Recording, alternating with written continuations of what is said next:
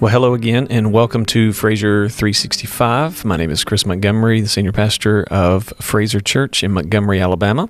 And we are taking some time in the month of November to talk about the topic of gratitude. And we've had a couple of guests already in this conversation, and we have another one on this day. I started to say this morning, but I don't know when you're listening to this. And we have Kelly Slover with us, who is our minister of groups here at Fraser, along with a couple of other things that you do. And so thank you for being here I'm today. excited to be here. Good morning or good afternoon or good evening, Fraser family. That's right.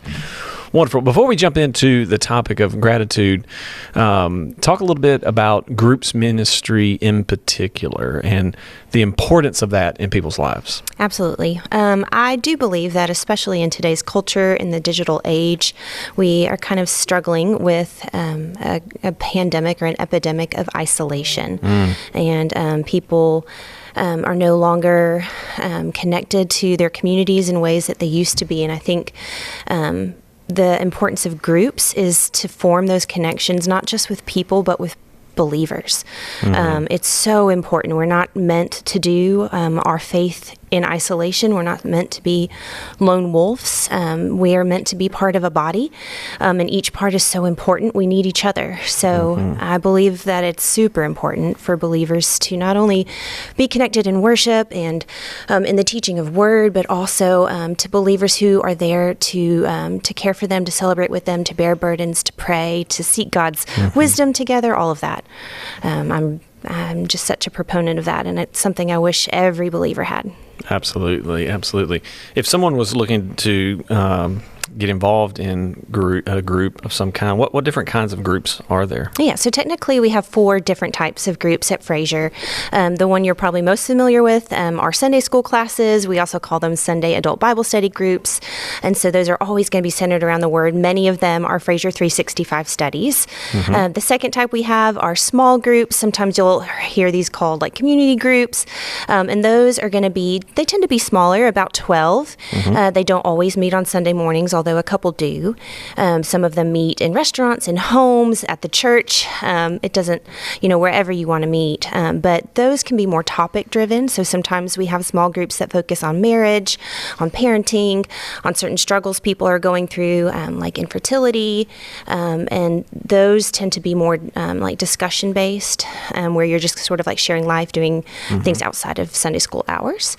And then we have our support groups. Those are specifically designed for those really difficult seasons in life. So grief share is one of those for those who've lost a loved one. We also have divorce care and others.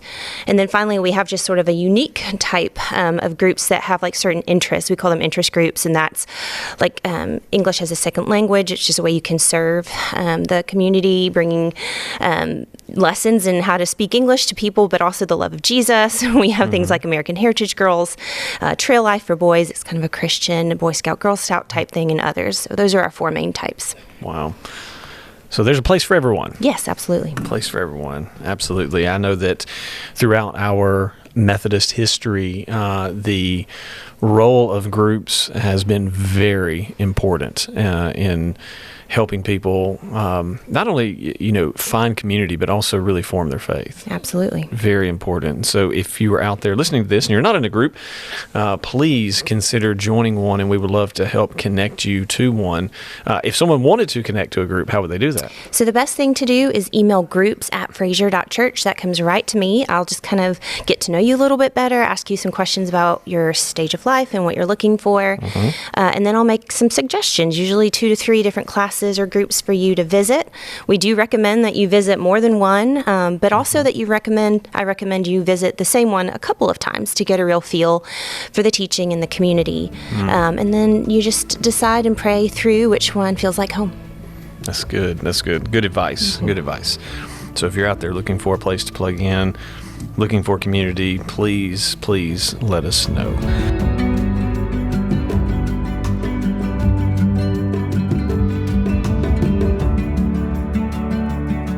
Well, again, thank you so much for listening to this conversation today. We will continue it tomorrow. Yes, see you then.